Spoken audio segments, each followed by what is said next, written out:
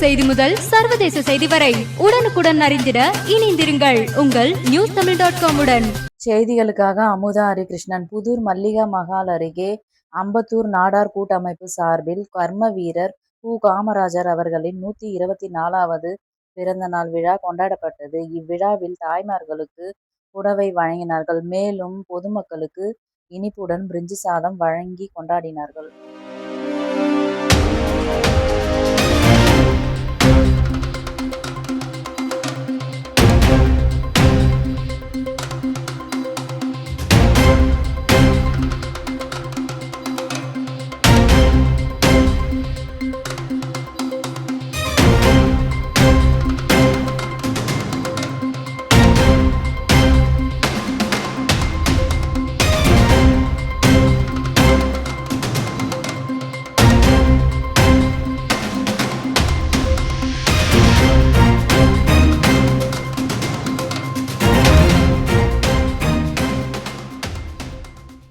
பேர் சொன்னாரு, ஒரு தர்மம், ஒரு நியாயம், ஒரு நேர்மை, மற்றவங்களுக்கு உதவணும் என்ற தன்மையாக விஷயம் ஒவ்வொருத்தருக்கும் உருவாகும்.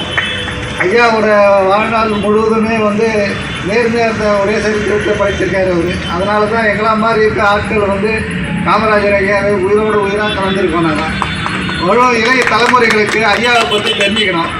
ஐயா வாழ்ந்த காலத்தில் எவ்வளோ எளிமையாக இருந்தார், மக்களுக்கு எவ்வளோ தொண்டு பண்ணி ஆட்டினார், எவ்வளோ கல்வியை உருவாக்கினார். இன்று நம்ம அரசு பள்ளிகள் எவ்வளோ இயங்குவதற்கு காரணமே ஐயா காமராஜர் ஐயா தான். அவரோட காலகட்டத்தில் அரசு பள்ளிகள் எவ்வளோ உருவாச்சுன்றது கண்டிப்பாக அந்த காலத்தில் வாழ்ந்த மனிதர்களுக்கு தெரியும். ஆனால் இந்த காலத்தில் வாழ்ந்த சிறுவர்களுக்கு இல்லை இளைஞர்களுக்கு தெரிய வாய்ப்பு இல்லை. அதை தெரியப்படுத்தணும். அது ஒவ்வொரு அம்பத்தூரில் ஒவ்வொரு ஏரியாவிலையும் காமராஜர் ஐயா பிறந்த நாளோ நினைவு நாளோ அவருக்கு சின்ன ஒரு ஃபோட்டோ வச்சு அதை நம்ம வணங்கணும்னா அது ஒரு தெய்வத்துக்கு பண்ணுறதுக்கு இணையாக நம்ம பார்க்கப்படும். அதனால் இந்த விழாவை வருடந்தோறும் சிறப்பாக மல்லிகாமாவில் நான் இப்போ கலந்துக்கிறோம். ஆனால் அருமையாக அன்னதானம் பண்ணுறாங்க, மக்களுக்கு பல எளிய உதவிகளை செய்கிறாங்க, ஏழை எளிய மக்களுக்கு. இதில் ரொம்ப போற்றுக்குரிய ஒத்துமையாக பண்ணுறது தான் இவங்களோட பலமே. மகாத்மா காந்தி அவருடைய தலைமையிலே, நேரு அவர்களுடைய தலைமையிலே ஒரு தொண்டராக, காங்கிரஸில் அடிமட்ட தொண்டராக பணியாற்றி பல இன்னல்களை அடைந்து அதன் பிறகு படிப்படியாக அவர் பல கட்சி பொறுப்புகளில் அமர்ந்து அதன் பிறகுதான் அவர் முதலமைச்சர் பதவிக்கு வந்தார். முதலமைச்சர் என்கின்ற பெயருக்கு ஒரு பெரிய ஒரு அந்தஸ்தை, ஒரு சிறப்பை அவர் செய்துவிட்டு சென்றிருக்கிறார்கள்.